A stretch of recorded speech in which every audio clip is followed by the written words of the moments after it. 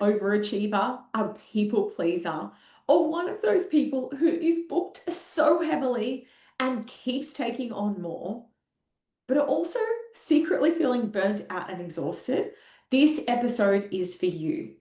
I'm going to share a little bit about why you might say yes to so many things and how you can break the pattern and start to hold boundaries to give yourself more spaciousness.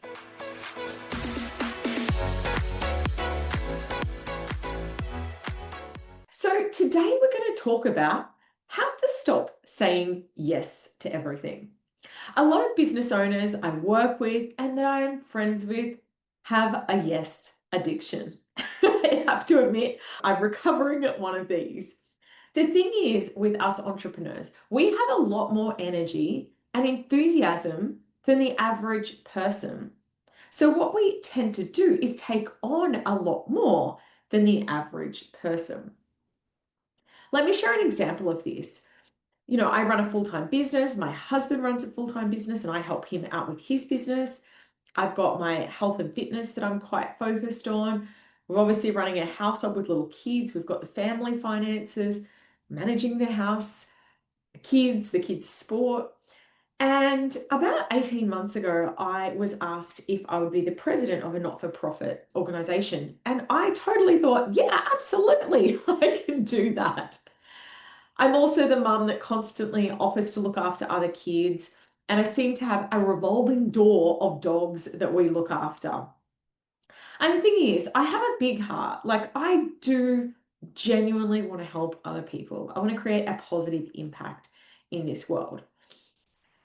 However, since I've been working with my therapist, I've been learning how toxic my addiction to adrenaline and to people pleasing is, and how much it affects my health. If you can relate to any of this, let's keep going on this topic. So let's today have a chat about why you keep overcommitting, the real cost of saying yes to everything. You'll learn how to set boundaries without being a jerk, and you'll learn how saying no more often can actually grow your business and your sanity. It will help you feel healthier. So let's be real. When you say yes to things, it feels good at first. You feel helpful, you feel needed, you feel important. But what's actually going on underneath the chronic yesing? The first thing is FOMO, which is the fear of missing out. I know this definitely comes up for me. So for example, if you say no to something, let's just say that you're invited to a social event and you say no, you really get worried. If I keep saying no, they're not going to invite me to things.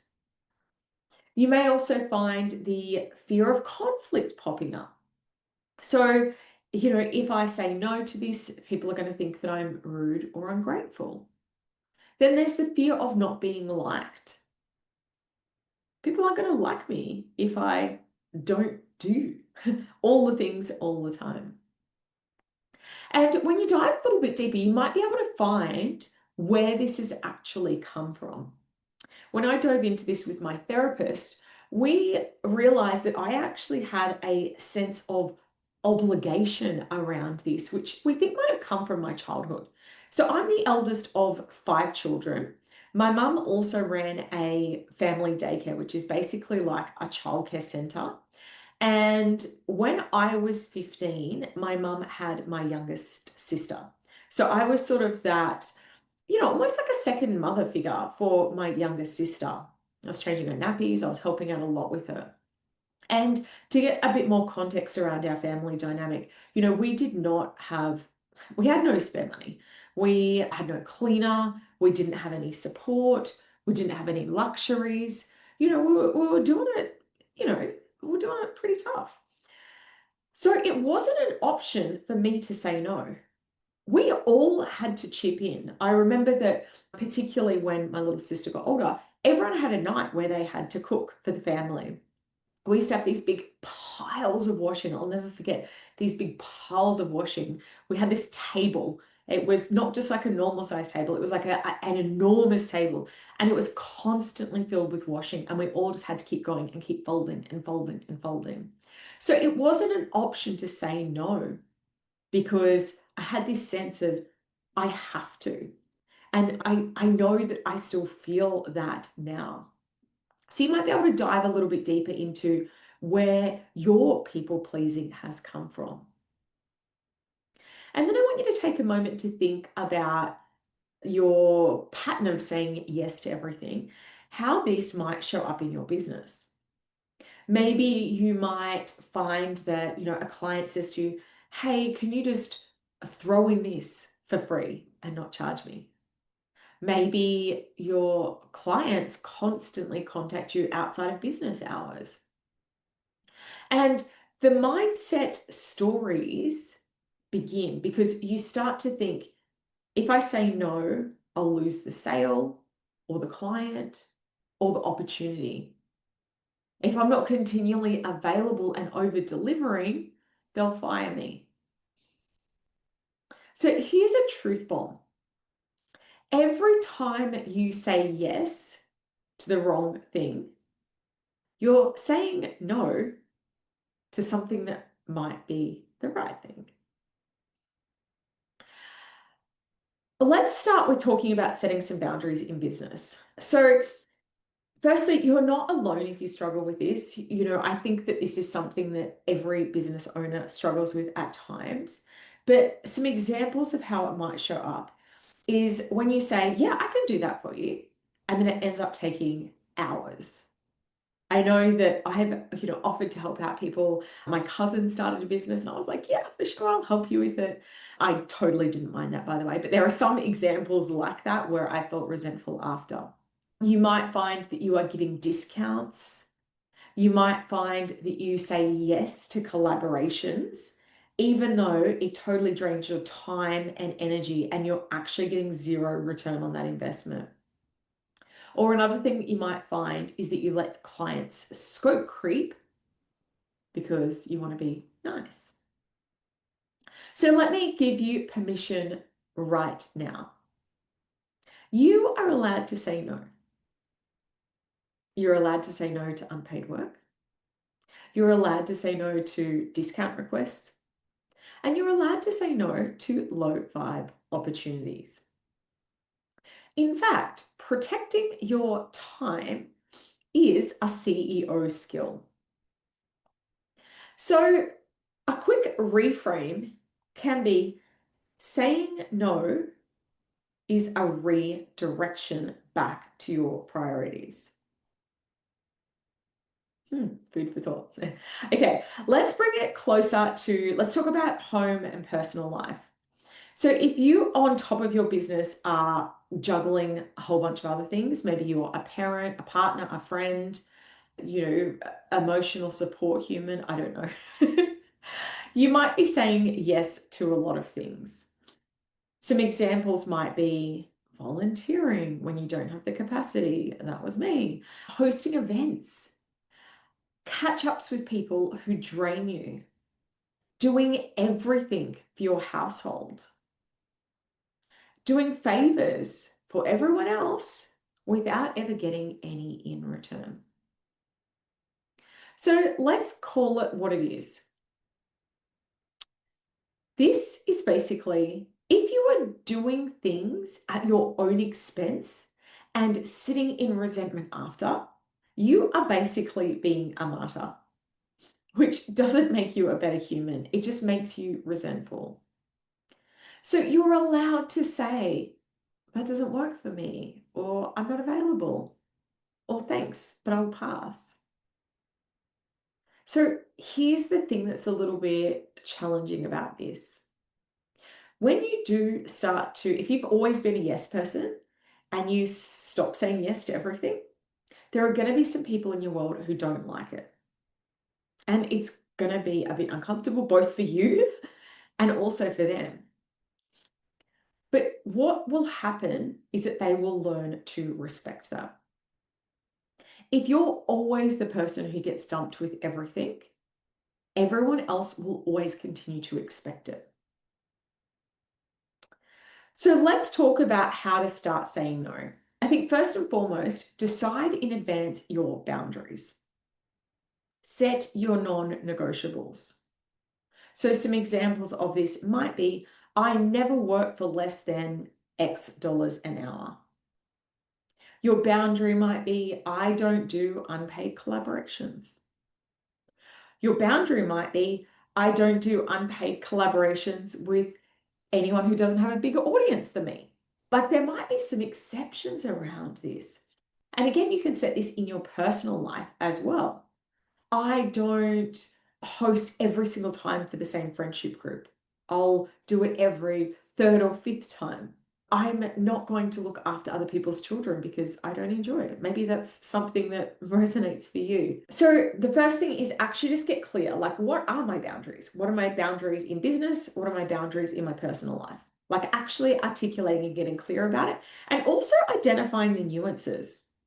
Like I know for me that I honestly, like I love having play dates, like when my kids have their cousins come and stay or kids from school. It really doesn't bother me. It doesn't bother me at all. One thing though that I have noticed that does, yeah, I guess it's just it's one of those things that's not a clear yes for me, is going to other people's houses to look after their kids. So for example, if someone says, hey, can you please come babysit at my house? I'm a bit like, that doesn't really light me on fire. Whereas if it's in my house, it's easy and I don't mind it. My kids get to have fun.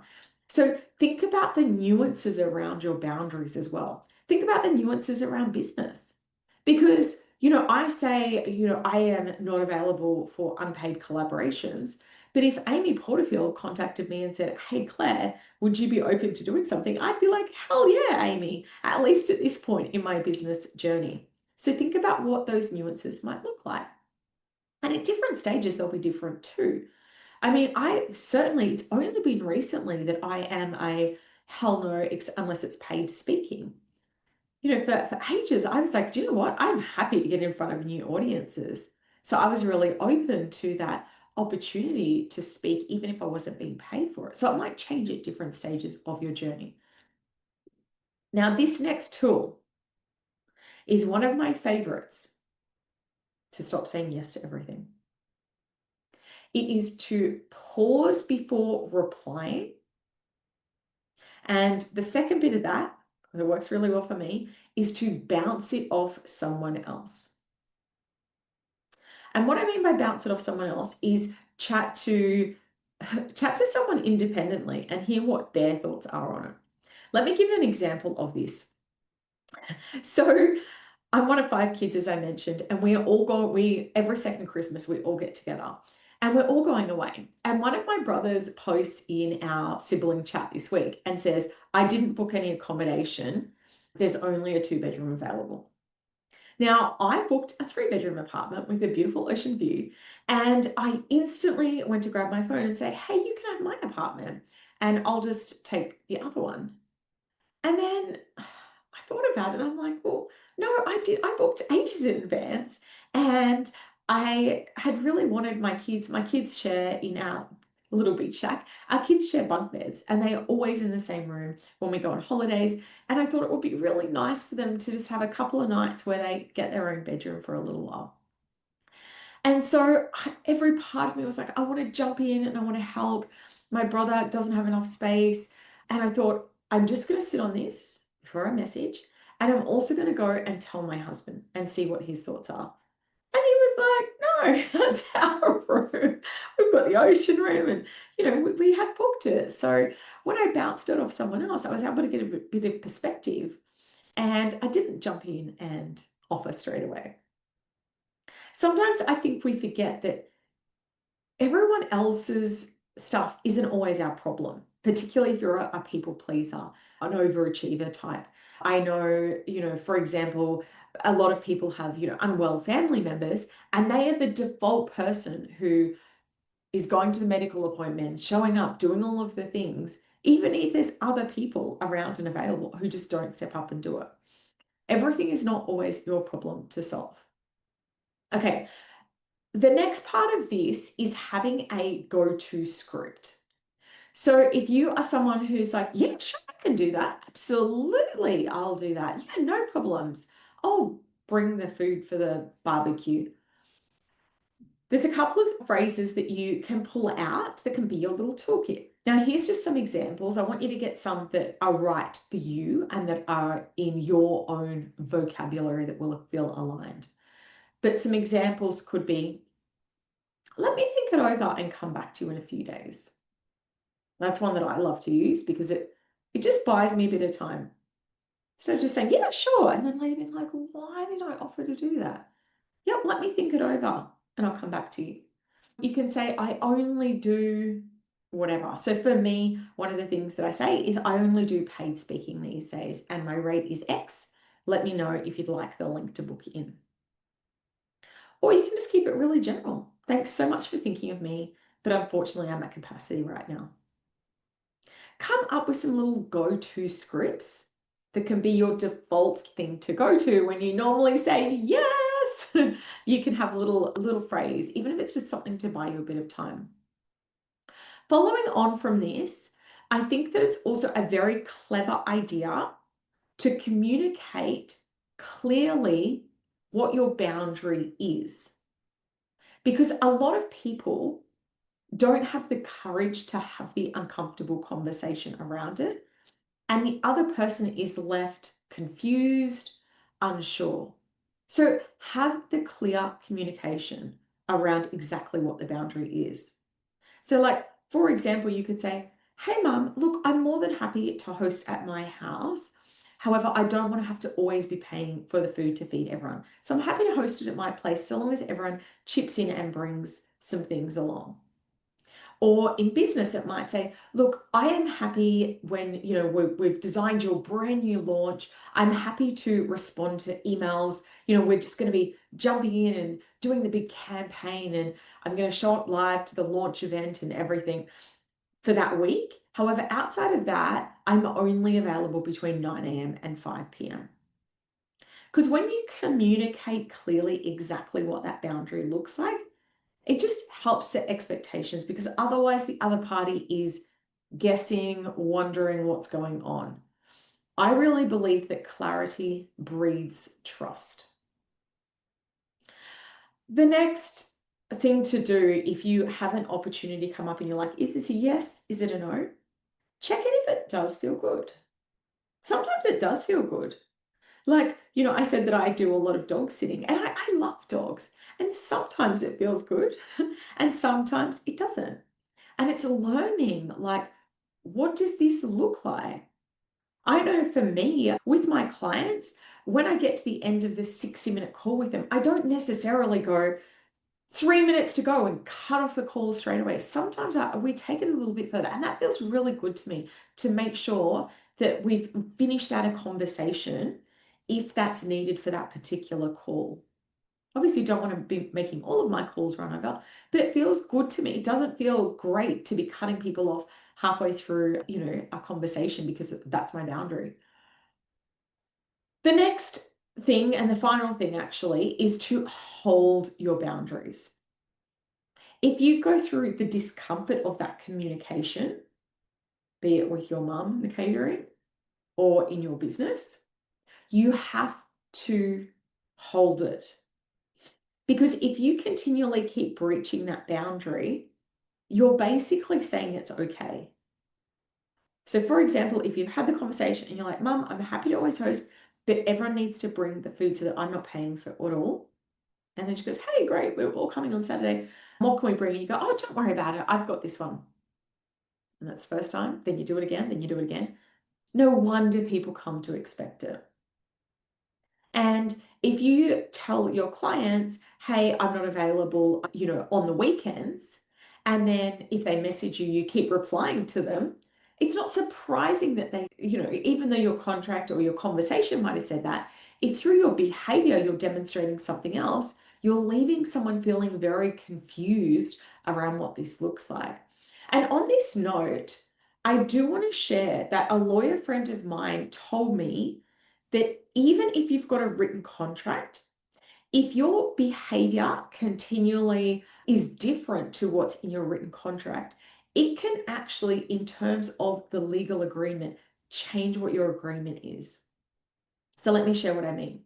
If you're a social media manager and your contract says, I'm going to do 3 posts a week for you, but every single week you throw in 2 extra posts.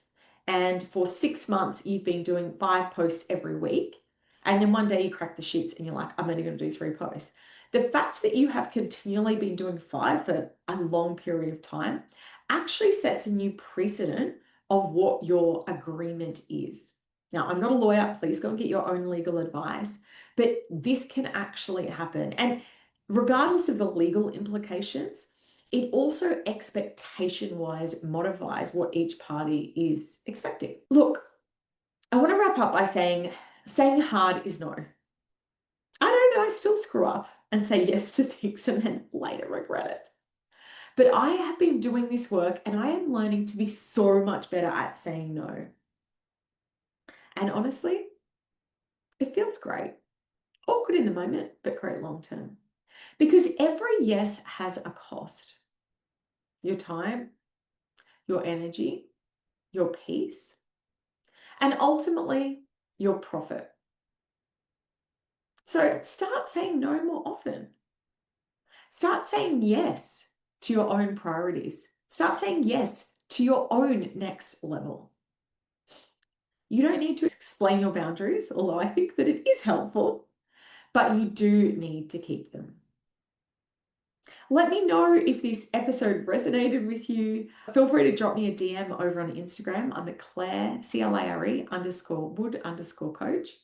Let me know if you are a recovering people pleaser, and hopefully there's some tips in here that will help you break out of those patterns. Have a fabulous week, and I'll chat to you again next week on the Clare Wood podcast.